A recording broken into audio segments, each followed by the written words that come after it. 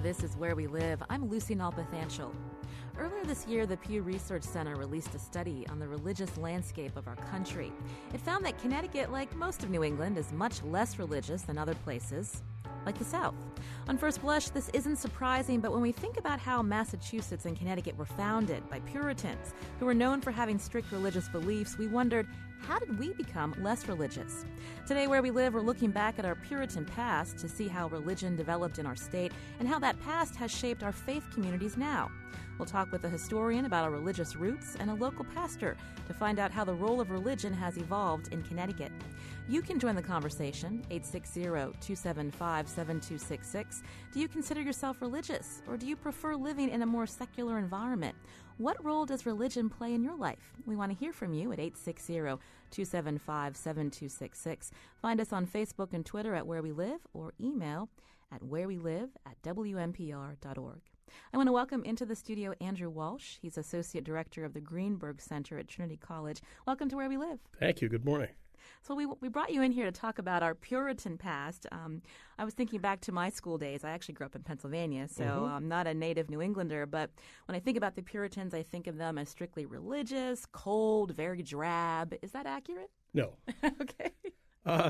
They've had a bad rap in American popular culture for about the last 200 years. It's a pretty stern crowd in many ways, but the idea that they were puritanical in the sort of no-fun sense is wrong. H.L. Mencken used to say a Puritan was someone who had the, endless fear that somewhere someone was having fun. And they weren't like that. But by contemporary standards, their religion was a very stern and uncompromising form of Protestantism. And it made New England a peculiar place in the 17th and the 18th century. It was a kind of region of the country that most other English people avoided because they thought the Puritans were way too much. This kind of conversation could go in many ways. So you pick which way you want it to go. Well, why did they get that reputation? Well, the Puritan episode in America starts in the middle of huge cultural conflict in Europe. There are 150 years of wars of religion, pitting various groups with their own interpretations of religion against one another. And, the sort of shorthand version of history many people have absorbed is that the Puritans came to America for religious freedom. That's the way things have been sort of processed. What they really came here to do was to run their own communities according to the rules that they perceived as the good ones. And so what they were interested in doing was, constructing and maintaining a very clear-cut holy society, what they would have called a Bible Commonwealth.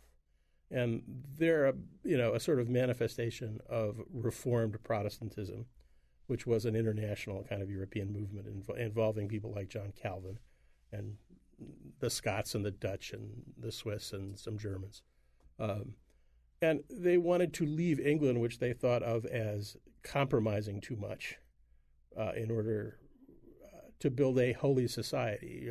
John Winthrop, the first governor of Massachusetts, told the Puritans coming over on the first boat on the Arabella that their job was to build a city on a hill so that the other English people could see how to do it right.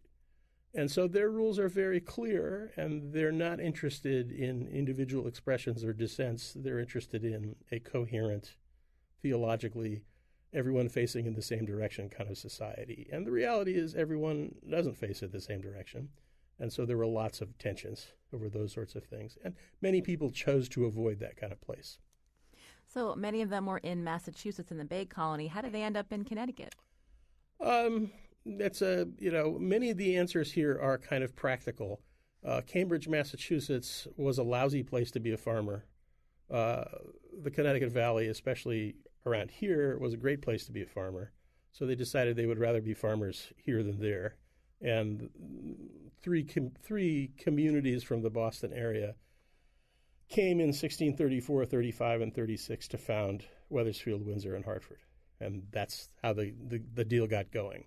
And they, had a relationship with Massachusetts, but by the end of the 1630s, had spun themselves off into their own colonial structure, which they took advantage of that process to make themselves really independent of the English government and spent the next 200 years trying to fly under the radar and not to have the English tell them what to do or the other English tell them what to do. So they were very stern, and they had their beliefs. If we were to walk into a church in 1645 Connecticut, or a meeting place where the Puritans led their service, what would we experience? You'd experience sitting with the entire community in church on Sunday morning, probably for 3 or 4 hours, an hour and a half of which would be a sermon. There would be no form of decoration in the church, no crosses, no crucifixes, no religious imagery. There would be some singing, a lot of praying, and a lot of listening to sermons. So what gives them the reputation for sternness, like other Reformed Protestants of this period, is that their interpretation of the human ability to solve its fundamental problems in the world and with God is zero. People can do nothing to turn to God, to do the good. They are utterly, in Calvinist language, depraved. There's no possibility that without God's direct intervention that you can do anything good. And so as they reflected on that, they built on earlier building blocks in Western European Christian theology, which really emphasized that God was totally sovereign and we were totally depraved. Couldn't do anything by ourselves. And the Puritan version of this was skewed towards the hard end of this kind of stuff. You were saved only if God decided you were saved. There was nothing whatsoever you could do to promote your own salvation or your own good relationship with God. And there are elements of this deep in the Western Christian tradition, but it's useful to think of God's grace in a phrase of the 5th century theologian Augustine, who got a lot of this train rolling. He said, God's grace is like being shot in the back with an arrow. You don't have anything to do with it. And so you couldn't pray for it, you couldn't ask for it, you couldn't get it. It came to you if God decided that you were going to get it. And in the version of predestinarian theology that the Puritans entertained, this was a decision made by God before the world was created, whether you would be saved or not. And that is a pretty bleak set of interpretations. So they thought that's just the truth. And you have to come to terms with that. And that the good news was, because of the life and sacrifice of Jesus, some people were going to be saved by God. But you could never understand why that was, and which people would be saved and which would not be saved.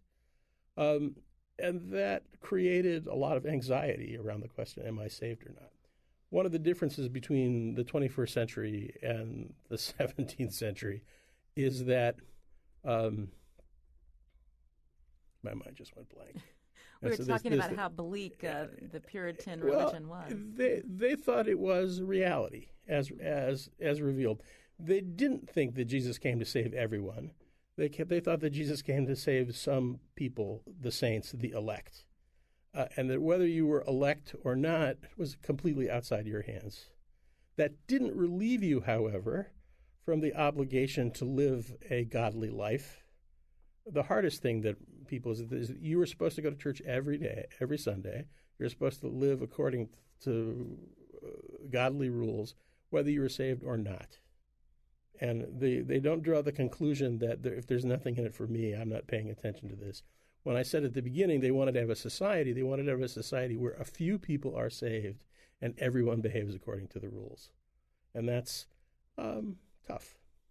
This is Where We Live. I'm Lucy Nalpathanchel. We're looking at our Puritan past to ask the question of how religion evolved in Connecticut, especially when we look at in the context of a study done by the Pew Research Center earlier this year that found Connecticut is a fairly one of the least religious states in the country. Can I quibble with that briefly? Sure. The question and the rankings developed from that question in the Pew study ask the question, are you very religious? And the answer is true. In New England, relatively small percentage of people say they are very religious. However, about 75% of people in Connecticut, maybe even a bit more than that, 77, say they are religious. So the rating developed on the basis of a question saying very religious is probably misleading because of the kinds of religions that are prevalent around here at this point don't encourage a lot of people to say they're very religious. But religion is not front and center if you were to look at communities like in the South where everyone talks about the church they belong to. Evangelical Protestantism is not very strong in New England. It's, in fact, as weak as it gets in the United States, in New England. There are other, but on the other hand, there are an awful lot of Roman Catholics, and many of them practice a kind of form of piety which is not very ostentatious, in which they're not encouraged to go around and saying, I wear my religion on my sleeve.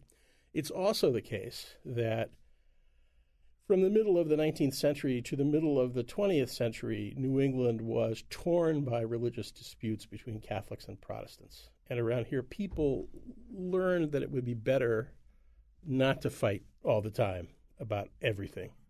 And so they tended to retreat into communities of their own on these sorts of matters. And now we've moved beyond that. This is a place where the ground rules are pretty secular. But if you look carefully, there's always a lot of religion going on.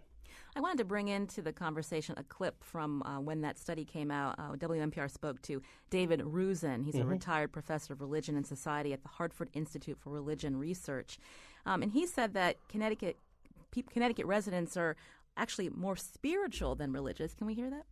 They're much more vague or abstract or laid back in their religious approach. It's not the kind of personal relationship, strong sense of God as rule giver.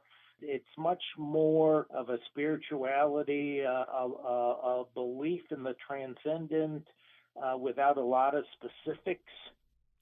And do you agree with that?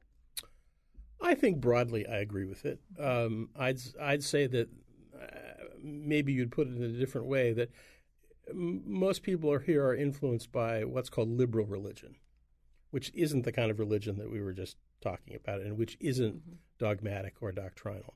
Certainly many more people than 50 years ago subscribe to very loosely linked religious practices. And the way that I'd really explain the change is to say that 50 years ago, religious identity was inherited.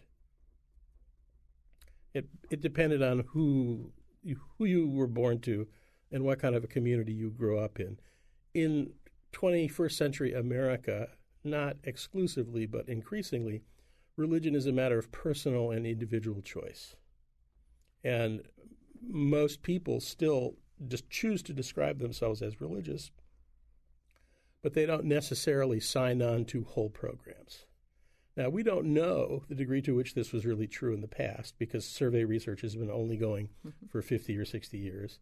And about 40 years ago, survey researchers discovered by asking people questions that it's very common for people not to buy the whole program.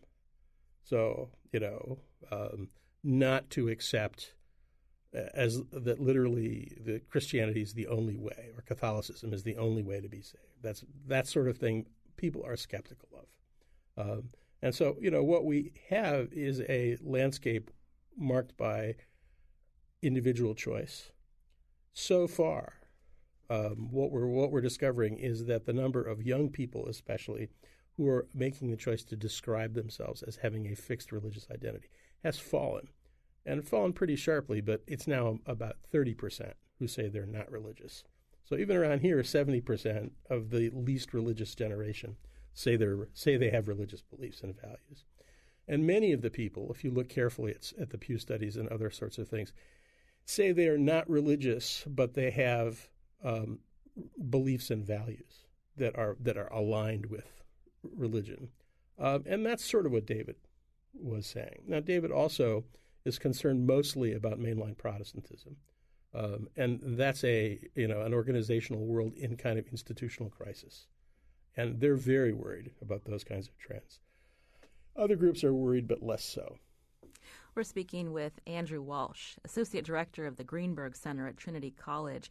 We're looking at our state's religious identity, starting with the Puritans. When we come back from the break, we'll hear more from Professor Walsh about how faith communities spread throughout the state after Puritans, and we'll speak to a young pastor who can speak to the trends that we were just discussing. What is it like to lead a congregation in a place where religion doesn't appear front and center like in other states in our country? This is Where We Live.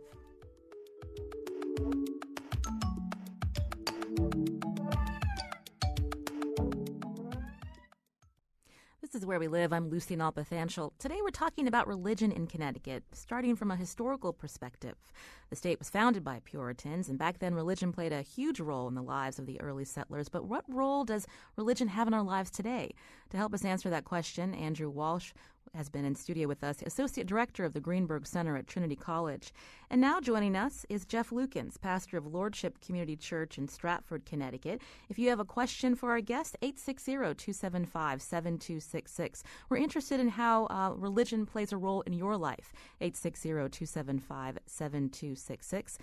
Pastor Jeff Lukens, welcome to Where We Live. Good morning. Great to be here. So I'm reading here that your church is part of the United Church of Christ Congregationalist churches. So we were talking about the Puritans earlier in the hour. What would they think if they were to sit in on your Sunday service? Well, the United Church of Christ, we're the direct descendants of the Pilgrims. We're part of the congregational churches that grew out of Puritanism and Pilgrims, merged with a whole bunch of other churches in 1957, came together to become the United Church of Christ. My first impression when asked, if what the Puritans would think is they say, "Wow, that was really short." They would be in church all day on Sundays, and we're there for an hour maybe. Yeah.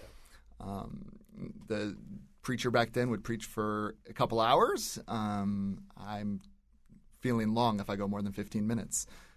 So that's part of it. Also, in the United Church of Christ, we say that we, move away from dogma, move away from doctrinal. We have testimonies of faith, not tests of faith. We've kind of moved away from that Calvinistic feeling of total depravity. And we still believe that we're only saved by God's grace, but we also believe that that's available to all, no matter what. Jesus came to save everybody, and we celebrate God's wide welcome and extravagant love for everybody. Unlike the Puritans way back when. Right, who said, no, only a few, but no, we believe it's for all. So we were hearing from Andrew Walsh about trends, and while the Pew study had asked people if they were very religious, some people still believe in Connecticut in some kind of faith. They do go to church. And so how are you seeing the role of religion changing here in New England?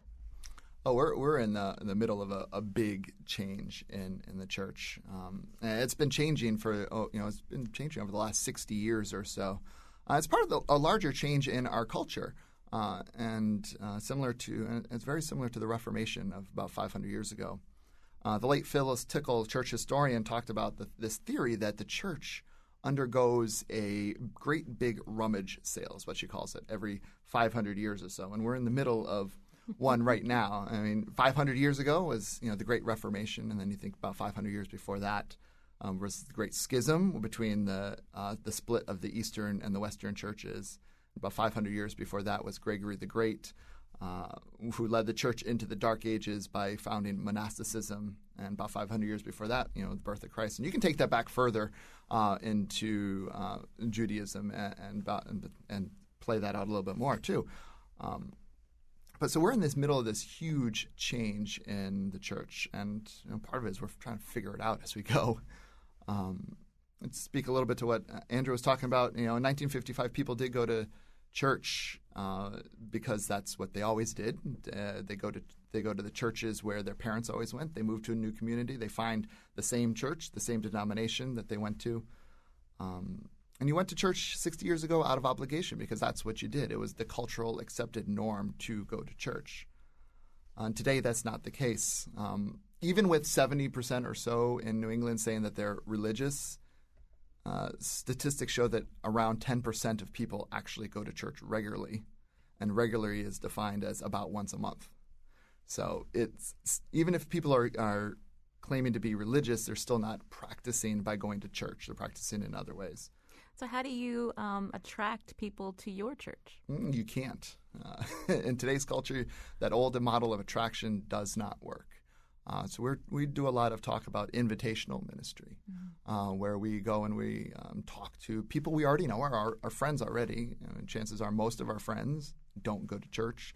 And so in normal conversations, we just talk about our faith, what it means to us, why it's important to us, and invite them to things we're doing as a church, maybe a mission project, maybe a fun event, and eventually they get connected and they meet some of the people in our church, and eventually we'll invite them to worship.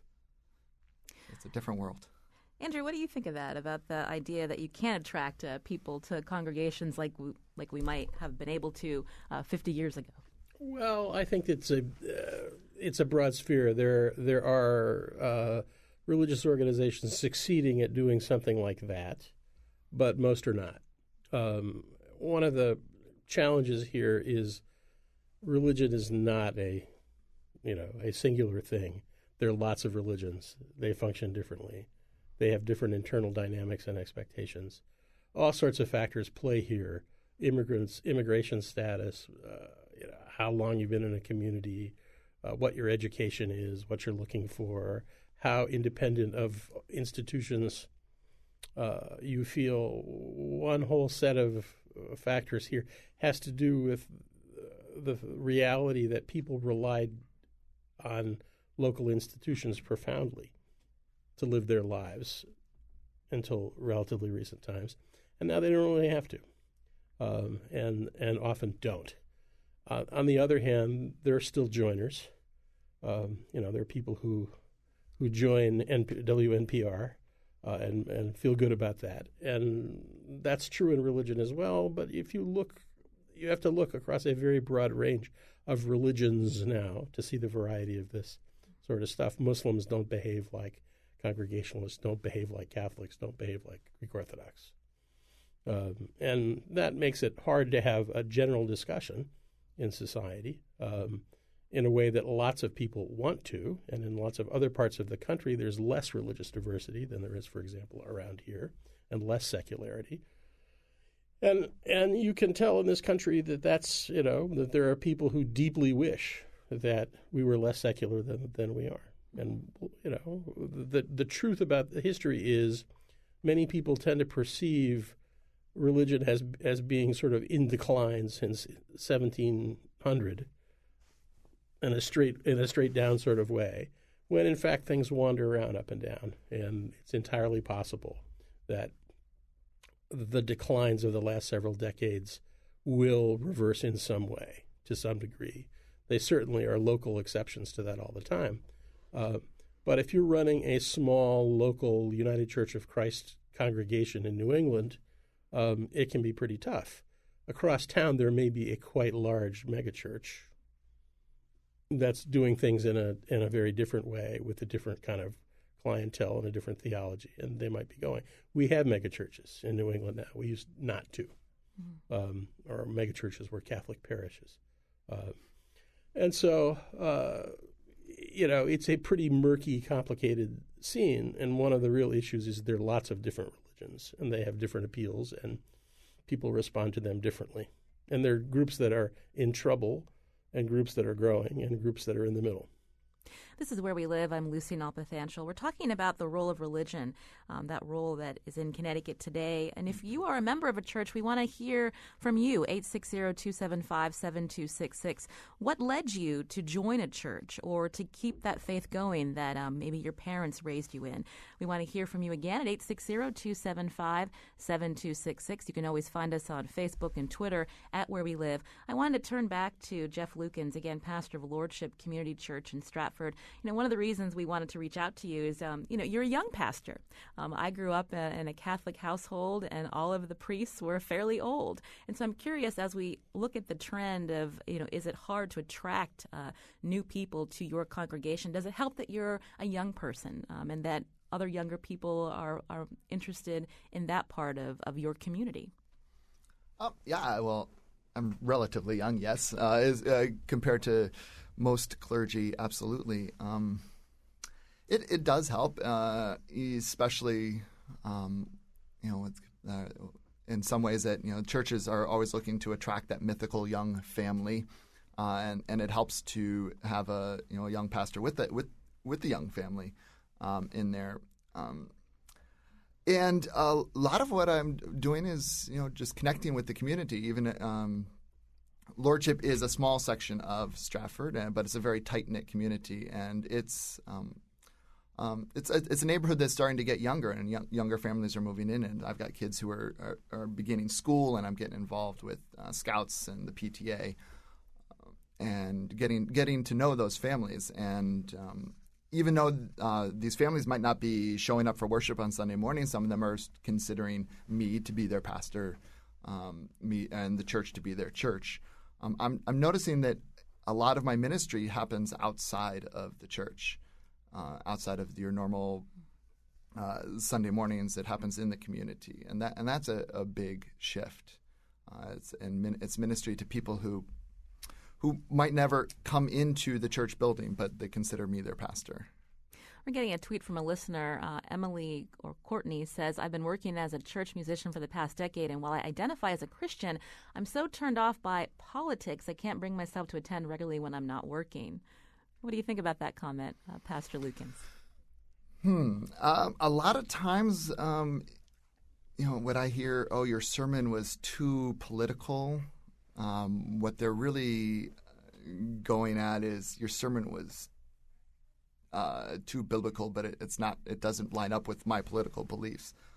Jesus was a political figure, and a lot of what he was talking about was railing against the empire, railing against the status quo, and railing against the fear of that the Roman Empire would be, putting in against, or this narrative of fear that the Roman Empire would be using to suppress the people, and that actually has lots of corollaries to today.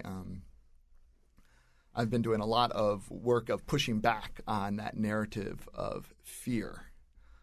Because it seems that over the last 15 years or so, since probably 9/11, fear has been this commodity it's been more and more difficult for us to remain immune from feeling this despair and fear that permeates our culture. And it seems that the powers that be continue to capitalize on this fear for profit. Media takes the cable news, and the media takes the fears and capitalizes on them. Leaders mention war on terror enough times, and all the other issues are forgotten. And fear seems to be dominating the ethos of our time. It's motivating us. This is Where We Live. I'm Lucy Nalpathanchel. We're hearing from some callers now. Bill from Middletown, you're on Where We Live. Hi, Bill calling. I left my religion of origin, but about 15 years ago I had a kind of a spiritual crisis. And I was very New Agey at the time, and what I believed in didn't work. So I went into a church one day, a Catholic church, and I sat there, and I got the overwhelming feeling this is where I belong. And I came back, but I came back on kind of my own terms with some caveats, shall we say. And ever since then, it's been a great source of inspiration to me. That and my program of Alcoholics Anonymous go together very, very well. They fit like a glove, and I cherish both of them, and I get a lot of inspiration from them. And I don't know how people who don't have those kinds of resources get along in this crazy world today. Thank you. Well, thank you, Bill. And so Bill's speaking to the sense of community. Pastor Lukens and then Andrew, is that something that brings people back to the church? More than that, to the sense of transcendence available in the church. Mm-hmm. I mean, he's talking about how he felt in church, healed, and that's a supernatural kind of experience. That's the content of religious experience. So he's telling you something that's in line with many of the things that we've been talking about. He finds religion important. He finds religion powerful. He finds religion is best taken according to one's own experiences and judgments. So he's saying, I'm back in the Catholic community, but he made a point of saying, I'm not 100% with the program. That's super typical. Pastor Lucas? Yeah. On this idea of community, absolutely. Today we have all these people, all these voices telling us that we can connect with God anywhere, on a hike, at the beach, over brunch with friends, or sitting alone, just enjoying a cup of coffee. We can have those transcendent experiences, and that's true. But I also believe that it's not enough. We need to be in community. At the end of the day, solitary spiritual life is still solitary. And so I think we need the church. We need that community. It doesn't mean we're giving up our identities as an individual. When we become a part of a church, I mean, we can still we don't have to toe the party line of the church. We can still have our own beliefs and challenge them, but because we each bring our own whole selves to the church. And we're choosing, when we're part of the church, we choose to connect with others on their own faith journeys. And we're creating, from the very beginning, this community of faith. Another tweet from a listener, Maria Grove, writes, I'm a Catholic and involved in my church, but I value living in a secular state where I can celebrate all religions or none. And Andrew, you were saying that's typical. I think it is of the monitor. We have great respect for the beliefs of others and have lost almost entirely the desire, in New England anyway, the desire to sort of force other people to do things. That isn't true of the national discourse.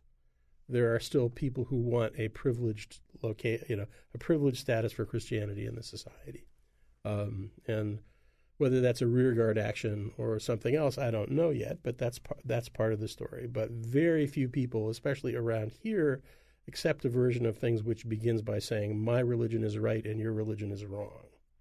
They tend to see and to look for bridges and for ways to respect one another. And that's a modern sort of thing. I mean, lots has happened between Puritanism and now. Among the things that have happened is that most people accept a scientific worldview, not a kind of supernatural worldview, and that makes a big difference in how people think about things and the degree to which they're willing to go to force other stuff. In the 17th century in Massachusetts, they're willing to execute Quakers for being inconvenient and for insisting on being heard in public. They're willing to pass laws which say Catholic priests who come to Massachusetts are going to get thrown out. If they come back, it's a death sentence.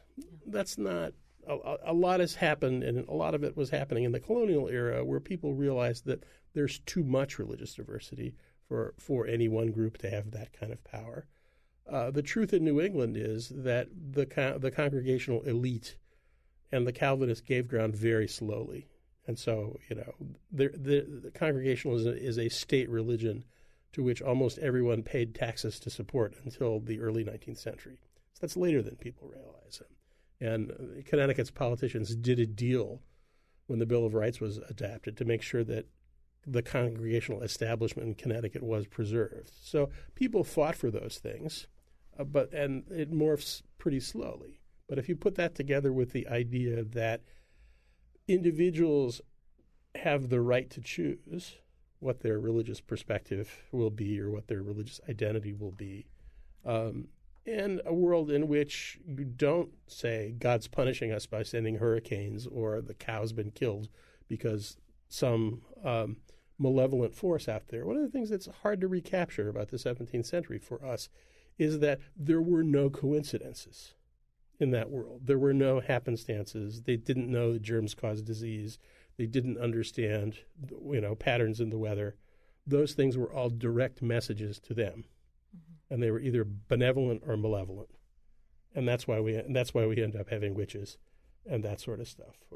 Later, people believed that witchcraft was nonsense and there weren't any witches. That's not what they thought in the 17th century. I want to take a call before break. Tony, you're calling Where We Live. Thanks for the call. Oh, hi. I'm just over over the border from New England in Westchester County. My question is related to what you're saying, but it's, of course, a little bit confused because all of these questions are confused. The question is, I grew up I'm still staying in a mainline church, but the congregation has changed quite a lot. When I was growing up, people were either born into that church or it's the Episcopal church, so there were also this international thing going on. But now there are a lot of Catholics coming into the church. There are a lot of Jewish converts. There are people who just seem to walk in. And I guess my question is, it's almost like, does the quality of the church experience change when the congregation changes more to this choice-based faith experience, in addition to having a rector or the clergy who have to be sort of passive in inviting them in? It's like they're kind of like letting everybody in, but there's no homogeneity to give it that kind of push. Or am I completely being a bad Christian here? Well, Tony, thank you for your call. I'll let Pastor Lukens answer this. Well, I think that the quality of a church, as it diversifies, gets so much better because when we are in homogeneous communities, we are missing out on so much of what the other cultures are bringing into worship. I recently was worshiping with an African American church in town, and just the different styles were things that I rarely ever experienced. The preaching styles, the music styles, and I had a completely different experience. It was a transcendent experience there. And the same when in the United Church of Christ, we have quite a few Pacific Island congregations. And when we get together as a denomination, they share their worship, and it's different than what we in New England, where we're mostly a white church, and than we ever see. And it's pretty amazing. So I think as the church diversifies your worship experience, you get all sorts of different kinds of worship experience, and it just enriches my experience of God and of the divine when I'm experiencing it that way. I want to thank Pastor Jeff Lukens of Lordship Community Church in Stratford, Connecticut, for coming on the show today. Also, thank you to Andrew Walsh, Associate Director of the Greenberg Center at Trinity College. When we come back from break, we're going to find out more about a religion you may not know a lot about, Mormonism. This is Where We Live.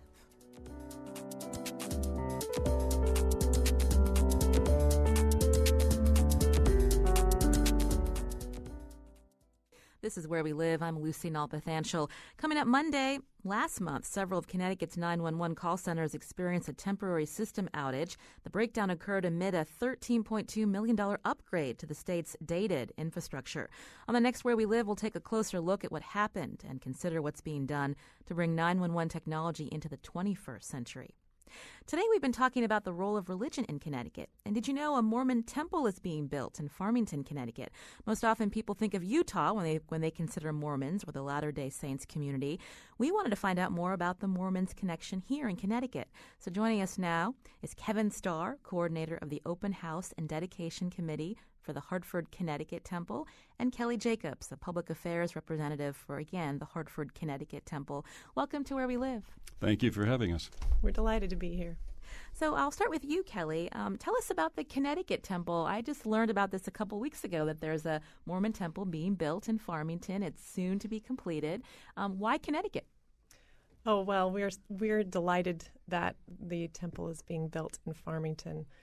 There are numerous reasons why this site was chosen. One of the most significant for us as members of our faith is that our church began in New England, and the fourth president of our church, Wilford Woodruff, was actually born in Farmington, and so this place holds a significance to us, and we were especially pleased to work with the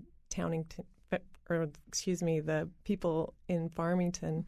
The community and the officials have been so welcoming and warm to us as people of our faith, and the location is beautiful. Right along a beautiful field and forest, and right on Route 4. If you've driven past, I'm sure you've seen that. And we're just delighted to be able to have a temple closer to us. The nearest temples are in Boston and New York City, so a significant drive for those members of our faith who live in Connecticut. So to be able to have this temple here is just a delight for us. And Kevin, can I ask how many Mormons live here in Connecticut or in the region, so Rhode Island and elsewhere? There are approximately 16,000 Mormons in the state of Connecticut itself, and in the region surrounding the temple that we are including in the dedication activities and the like, about 26,000 members of the church in that area. When you encounter people who are not Mormon, are they surprised to learn that Mormons are here? A little bit. I think that's the case. We're a relatively small number. We're growing. But I think most folks in the area know Mormons as good neighbors and people who are dedicated to their faith. So some are surprised, but we are just delighted to be able to see this temple grow in Farmington and to be part of the process of seeing that temple come to be. Earlier in the hour, we were talking with a historian and a UCC pastor about the history of religion, how it has evolved from our Puritan days. Does it help that this part of the country is very open to many different faiths and cultures? Do you feel more welcomed here than maybe other parts of the country? Kelly? We were just discussing this as we were listening to the earlier parts of your program. I have personally felt, as I have been living here in New England, a great acceptance by my friends and neighbors of my faith.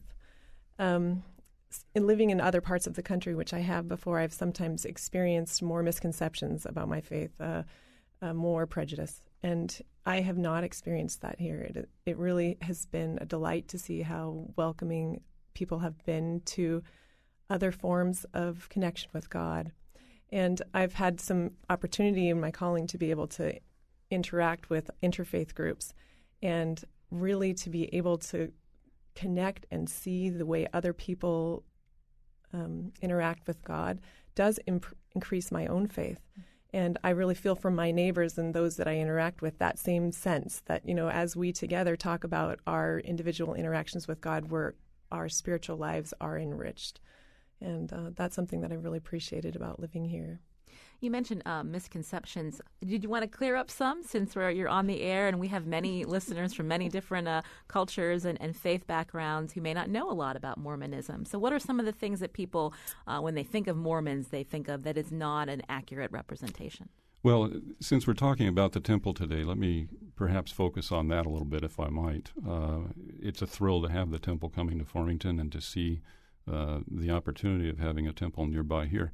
One of the misconceptions that many people have is what's the difference between a meeting house and a temple? Because we have many meeting houses in Connecticut. We have three and portions of a fourth, what we call stakes, which are groups of congregations similar to dioceses. We have about 30 or 35 congregations in the state.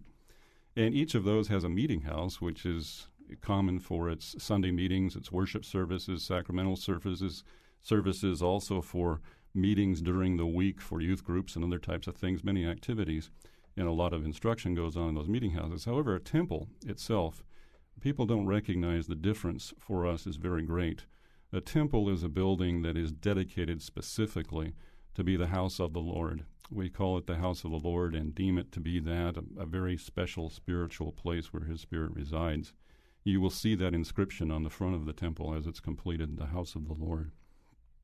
It is dedicated for very special purposes where we learn of Jesus Christ, where we worship Jesus Christ, where we receive instruction, where we make promises and make covenants, and where we receive through prayer and through meditation and reflection a great deal of inspiration from the Spirit that was within the temple. It's a very special place, very different from our everyday, if you might say, meeting houses, and something that is very specific and dedicated for the use of the members and for the attendance by the members of the church. And the temple is opening in mid-September, is that right?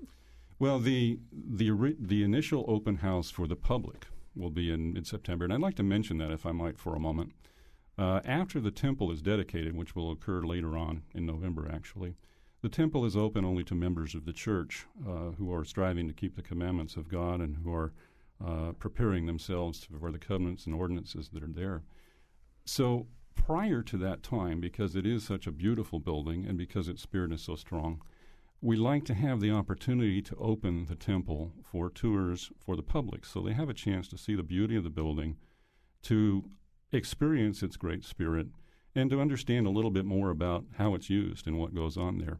We will be having a public open house starting September 30th, and it will run most days through October 22nd. I say most days because it will be closed on Sundays. We won't have those open houses on Sundays. It will be also closed on October 1st because there's a conflict there with one of our worldwide conferences that is scheduled. And we also will not be having the open house on Monday evenings because we try to stay together as families on Monday evenings in our church and reserve those times for family strengthening. That public open house will offer tours for anybody who wants to view the temple and understand more about it. The hours will generally be from 10 in the morning until last tour at 8 o'clock in the evening, except on Mondays it'll be 6 o'clock in the evening. And those tours will be available by reservation because we're trying to manage the flow and the volume of people and trying to manage the parking and make sure the facilities will be good for everybody's experience there. And the reservations for that open house will be available starting September 1st and are very easy to acquire. Those reservations can be found at the website templeopenhouse.lds.org. If you were to visit there, you will see that the reservations for the Hartford Temple are not available until September 1st. However, you will also see the other temples there that are undergoing open houses are available. For example, there is a large public open house starting for the Philadelphia Temple, which was just recently completed, and that open house is starting this coming Wednesday, and reservations are available for that. Well, I will try to put some of that information on our website. I wanted to turn back to Kelly Jacobs, again, Public Affairs Representative for the Hartford, Connecticut Temple. You had said that the community seems very welcoming, and there's a lot that you, as a Mormon, do with interfaith community. What's something that you do to increase diversity? Because, again, people think that Mormons are, again, they all live on the western side of the country and they're all white, and that's not the case, is it? Certainly not in our congregations in Connecticut. There is just a degree of diversity that comes with those who have joined the various congregations.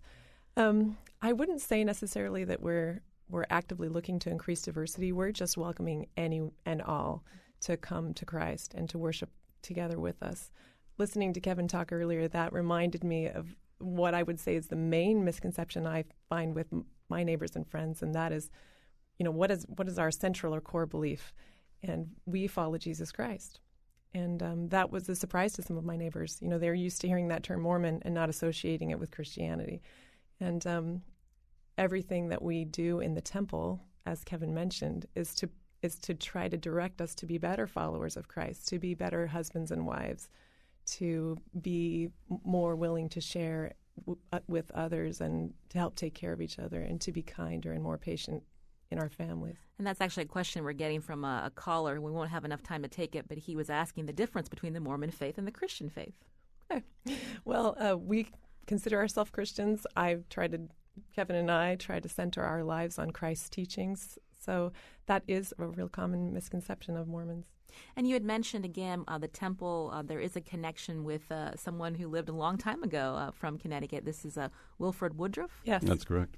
And so any family members from a long time ago that you can trace to that family that are still in Connecticut? We just have under a minute. I don't know if there are many in Connecticut, but certainly there is actually a Wilford Woodruff Family Association that is quite active and traces his history. His history is quite unique and interesting. And I would add just to what Kelly said a moment ago about your question on misconceptions. The church is a worldwide church, not a church of the West Coast or anything of that nature. It's truly a worldwide church and growing greatly across the world. And they'll hopefully learn more about it when the community is invited for that open house for the Connecticut Temple. I want to thank Kevin Starr, coordinator of the Open House and Dedication Committee for the Hartford, Connecticut Temple. Also, Kelly Jacobs, Public Affairs Representative for the Hartford, Connecticut Temple. You can continue this conversation on our website, WNPR.org/wherewelive, where we'll have more information. And I want to thank Jeff Tyson for producing the show, Kay Tolarski, and Lydia Brown. This is Where We Live.